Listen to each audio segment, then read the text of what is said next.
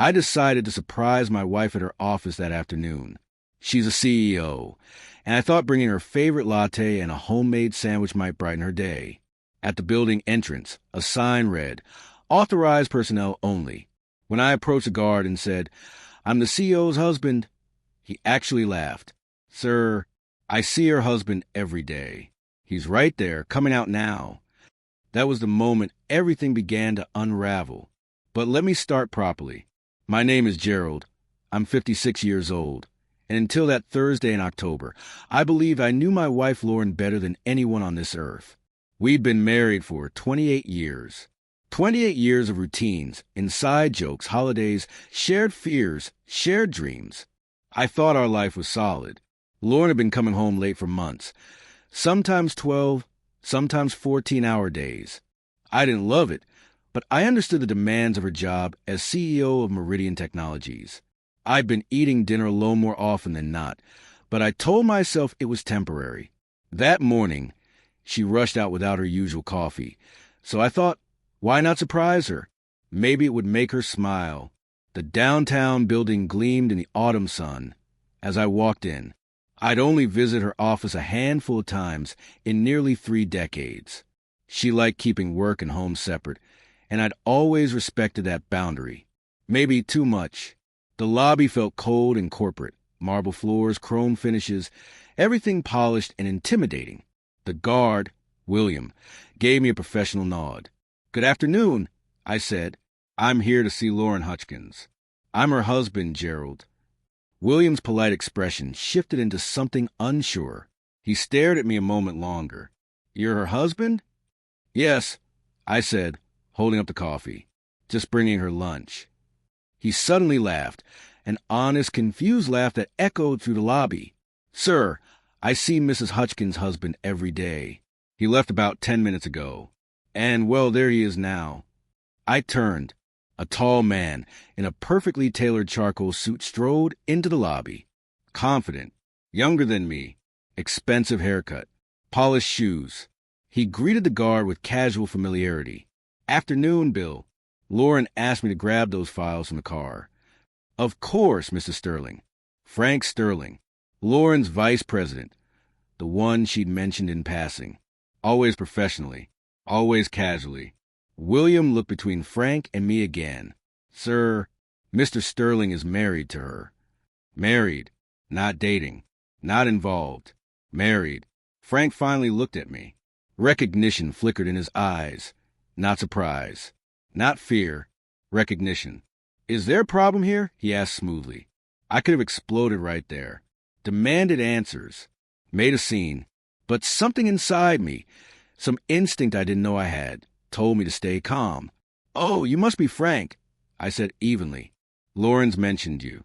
I'm Gerald, a friend of the family." The lie nearly choked me. Frank relaxed a little. "Ah, yes. She's talked about you, too." Had she? What had she said? "She's in meetings all afternoon," he continued. "I can pass along whatever you brought." I handed him the coffee. "Just tell her Gerald stopped by." I walked out in a daze. Outside, the world looked exactly the same, but everything inside me had changed. Back in my car, I stared at the building. 28 years of marriage. Yet apparently there was a whole other marriage happening just a few floors above, and I'd never known. My phone buzzed. A text from Lauren. "Running late again tonight. Don't wait up. Love you. Love you." A phrase that suddenly felt like a stranger's handwriting. I drove home on autopilot. The house looked the same as always, the red brick colonial, the garden she planted, the mailbox with both our names. But now it all felt staged, like props in a play I didn't realize I was performing in. When she came home that night, her routine was perfectly normal. Keys on the table, heels on the hardwood, a tired sigh. "Long day," she said. Back-to-back meetings. I studied her face. Calm, warm, familiar, too familiar. "I brought you coffee today," I said quietly. "To your office." A tiny shift, so fast most people wouldn't notice. "You did?" "I didn't get any coffee." I gave it to Frank. Another subtle pause. "Oh, yes." He mentioned someone stopped by. I must have missed it. She poured herself a glass of wine with steady hands. Either she was innocent or she was the world's best liar. We went through the motions that evening, news, small talk, bedtime, but everything felt different. She slept beside me peacefully. I stared at the ceiling, wondering who she really was. The next morning, I started searching for answers. Her receipts, her statements, her laptop. One by one, the lies surfaced. A dinner receipt at the French restaurant we used to go to for anniversaries.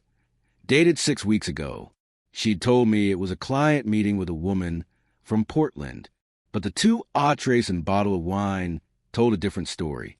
Credit card charges that didn't match her stories. Meetings she never mentioned. Gas stations and areas she never visited. And then the calendar. Frank Sterling. Dinner tonight. 7 p.m. at the Italian restaurant where I had proposed to her 17 years ago. The reservation was under Frank's name. My heart dropped.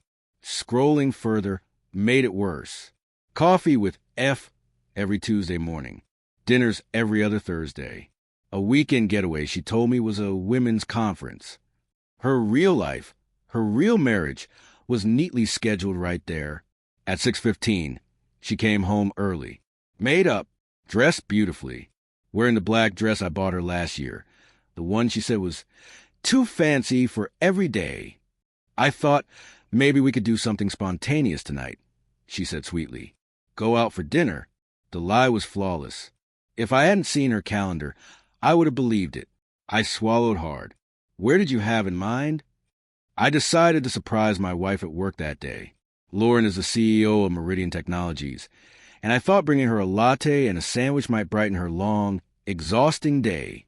It was supposed to be something small, something thoughtful, something a husband does after 28 years of marriage. But nothing, not the decade I spent loving her, not the life we built together, prepared me for what I was about to discover. The corporate building towered above me, all glass and steel, gleaming in the autumn sun. When I stepped inside, everything felt cold, polished, distant. At the front desk sat a guard named William. I walked up with an easy smile. Good afternoon. I'm here to see the CEO, Lauren Hutchkins. I'm her husband. He looked at me, really looked. His confusion was immediate. You're her husband? He repeated. Yes, I answered, still smiling, still unaware of the ground cracking beneath my feet. Then he laughed, an honest, bewildered laugh. Sir, I see her husband every day. He just left a few minutes ago. He pointed toward the elevator. There he is now. I turned, and my world quietly ruptured. A tall man in a perfect charcoal suit walked toward us. Confident, younger, the kind of man who didn't enter a room. He owned it. His name was Frank Sterling, Lauren's vice president, a man she'd mentioned casually over the years, always in a strictly professional context. Afternoon, Bill, he said. Then he added, Lauren asked me to grab the files from the car. My name froze in my throat. I was staring at the man the security guard believed. No, knew, was my wife's husband. When William looked back at me and said, Sir, Mr. Sterling here is married to her, something inside me just stopped. But Frank recognized me. I saw it instantly. Something in his expression tightened. Not shock, not guilt, but awareness. So I did the only thing that made sense at the time. I lied. You must be Frank, I said evenly. I'm Gerald, a friend of the family. And Frank nodded, calm, smooth, perfectly composed. Lauren's mentioned you. He took the lunch from my hands. I walked out of that lobby feeling like I'd entered someone else's life by mistake. The coffee in my hand had gone cold. My marriage colder. At home, nothing looked different. The house was the same quiet, familiar place it had always been. The same framed vacations on the wall. The same wedding photos. The same routines we had practiced for decades. And then her text came. Running late again tonight. Don't wait up. Love you. I stared at those words like they belonged to a stranger. Hours later, she walked to the front door with the same tired smile. The same soft greeting. The same rhythm our marriage always had. If I hadn't gone to her office that day, I would have believed every word out of her mouth. But that night, lying beside her, I realized I didn't know the woman sleeping next to me, and maybe I never had. The next morning, when she left for work, everything in me snapped into clarity. I started looking for answers the way an accountant like me always does, methodically, quietly, piece by piece. Receipts, calendar entries, statements. A parallel life began unfolding in front of me. Lunches, dinners, spa weekends, hidden schedule blocks marked simply F. And then tonight's entry. Dinner with Frank. 7 p.m. Bellacourt, the restaurant where Lauren and I celebrated our milestones. The place where I proposed to her. Except tonight, she was meeting him. At 6:15, she came home early, dressed beautifully, makeup freshly done, perfume carefully applied. "I thought we could go out tonight," she said warmly. Something spontaneous. Just us. If I hadn't seen the reservation, I would have believed her. I would have been grateful. But now I knew I wasn't invited into her spontaneity. I was an obstacle she was trying to work around. I looked at her and asked calmly, "Where did you have in mind?" She smiled, soft, familiar, practiced. And that's when I realized the marriage I'd been living in wasn't the one she was living in. And tonight, I was going to find out exactly how long she'd been living a life without me. David leaned back in his chair, eyes sharp behind his glasses. "She's been using marital assets to fund an adulterous relationship while planning to divorce you. A judge won't like that. It changes everything about asset division." But I wasn't finished. Over the weekend, something in me had snapped. I stopped being the trusting husband Lauren relied on, and I became something I never thought I'd have to be, an investigator of my own wife. And what I found shook me more than her affair ever could. "There's more," I said quietly, sliding another stack of documents across his desk. "Lauren hasn't just been cheating on me. She's been reshaping Meridian Technologies behind the board's back." David's posture shifted. "Explain." I took a breath. Frank was hired as VP of Business Development 3 years ago. But slowly, quietly, Lauren has been transferring responsibilities to him. Responsibilities that legally require board approval. She's been grooming him to take over her job as CEO and positioning herself as president. None of this has gone through official channels. I showed him everything. Corporate filing, discrepancies, and a business plan I found hidden in the apartment they shared. They've been planning a structural overhaul that legally requires stockholder approval. According to public records, none of it was presented. She's reorganizing the company to benefit her relationship with Frank. The board doesn't know about the affair. They don't know about the restructuring. And they definitely don't know she's been signing off on changes she has no authority to make. David was taking notes so fast the pen nearly tore the page. "Gerald," he said, "this isn't just divorce anymore. This is corporate misconduct. If this holds up, she could lose everything." His words didn't make me feel victorious. They made me feel tired. I'd loved Lauren for 28 years. I never wanted to see her fall, but she'd forced my hand. And for once in my life, I wasn't going to cushion the landing for her. "What do you recommend?" I asked. "We file first," he said without hesitation. "And we inform the board before she feeds them her version of reality." And so, that afternoon, I did the one thing my marriage had trained me never to do. I stopped protecting Lauren from herself. I called Richard Hayes, the chairman of Meridian. "Gerald, good to hear from you. What can I do for you?" "Richard," I said, my voice steady, "there are governance issues you need to be aware of. Structural changes that may not have been authorized." His tone shifted immediately. "What kind of changes?" For 20 minutes, I explained everything, without mentioning the affair, without emotion, just facts. Cold and clean. When I finished, there was a long silence. "Jesus, Gerald, are you telling me Lauren has been implementing major corporate shifts without board approval?" "I'm telling you," I said, "that there seems to be a substantial gap between what the board knows and what's happening inside your company. And you're bringing this to me because—" I swallowed. "Because I believe in integrity. And you have a right to know what's being done under your name." When I hung up, I sat there in my quiet office, feeling something unfamiliar. A blend of sadness, relief, and dignity. For years, I'd been a man who cleaned up Lauren's shortcuts, the one who smoothed the edges of her ambition. Now I was a man bringing her face to face with consequences. That evening, Lauren slammed her briefcase onto the counter, so hard it rattled. "We need to talk," she snapped. "About what?" I asked. About the call I got from Richard Hayes. About the sudden governance review. About the fact that my own husband is trying to destroy my career. I shared factual information about unauthorized restructuring. I replied, "Nothing more." "Don't play innocent, Gerald. You knew exactly what this would do."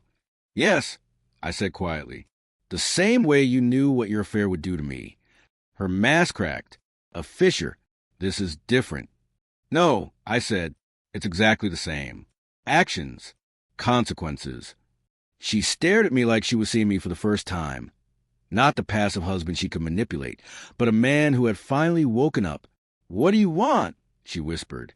"I want you to stop treating me like I'm stupid. I want you to own the consequences of your choices. And I want you to understand that I'm done disappearing to make your life easier." She swallowed hard. "The board review won't find anything illegal." "Maybe not, but they'll find enough to question your judgment. And your relationship with Frank? That's going to be harder to explain." For the first time in years, Lauren looked genuinely afraid. "What will make this go away?" she asked. "It's not going away," I said coldly. "You set this in motion, and now we all live with it." That night, she closed the bedroom door to make frantic phone calls. I heard her voice cracking, and I realized something. This wasn't revenge. This was the simple refusal to be her shield anymore. The next morning, I filed for divorce. And for the first time in 28 years, I chose myself. 6 months later, I stood in the kitchen of my new apartment, making coffee for one, feeling a peace I didn't know I'd been missing. The divorce was finalized 3 weeks earlier. She'd come in ready for war, but she had forgotten one thing. A liar rarely keeps clean records. With proof of adultery, financial deception, and corporate misconduct, her lawyer had convinced her to settle for something far more balanced than she planned. I kept the house. She kept her retirement accounts. And every dollar she spent on Frank's lifestyle was deducted before she got her share of the savings. Justice isn't always loud. Sometimes it's arithmetic. The board's investigation had been brutal. Frank was terminated immediately. Lauren kept her job, barely. Probation. Restricted authority. A new COO supervising her decisions like a babysitter. Her new apartment was a far cry from Harborview. Frank moved back to Denver, taking a smaller job, less pay, less everything. Her perfect new life collapsed before it ever really began. Meanwhile, my world was expanding. Mutual friends reached out in disbelief. We had no idea. She painted a different story. Validation came in quiet, unexpected moments. But the truth, the real healing wasn't her downfall. It was my own rediscovery. For years, I'd been shrinking to make room for someone who never made space for me. I forgot what peace felt like, what it meant to come home to honesty rather than performance. I'd even started dating. Margaret, a widow from church, soft-spoken, warm, grounded. With her, I didn't feel inadequate. I felt seen. One evening, the sun set behind my balcony. My phone rang. Lauren. Her voice was different. Older. Thinner. I wanted to apologize for everything. Silence. "You didn't deserve what I did to you." "No," I said gently, "I didn't." She exhaled shakily. Frank and I fell apart in 6 weeks. I think I loved the excitement, not the man. "I'm sorry it ended that way," I said honestly. "Are you really?" she whispered. "Yes," I said. "I'm sorry you chased something that wasn't real." More silence. "Do you ever think about what would have happened if I just talked to you?" "Sometimes," I said. "But the real problem wasn't your restlessness. It was a deception. You replaced me instead of talking to me." "You're right," she whispered. "I hope you're happy, Gerald." "I am," I said. "Margaret is everything you never were. Honest, gentle, capable of real love." "Good," she whispered. "You deserve that." After she hung up, I sat there as the last light faded, thinking about everything I'd lost and everything I'd gained. A year ago, I was living with a woman planning my replacement. Now I was living with peace. At 56, I learned something I should have known decades earlier. Sometimes freedom arrives disguised as heartbreak. Sometimes losing someone is the only way to find yourself. And sometimes the most loving act is stopping someone from using your loyalty as a shield. Lauren was right about one thing. We both deserve someone who truly understood us. She needed someone who could match her deception, and I needed someone who valued honesty. As I turned off the lights in my quiet apartment, mine, fully mine, I realized something powerful. For the first time in years, I was exactly where I belonged.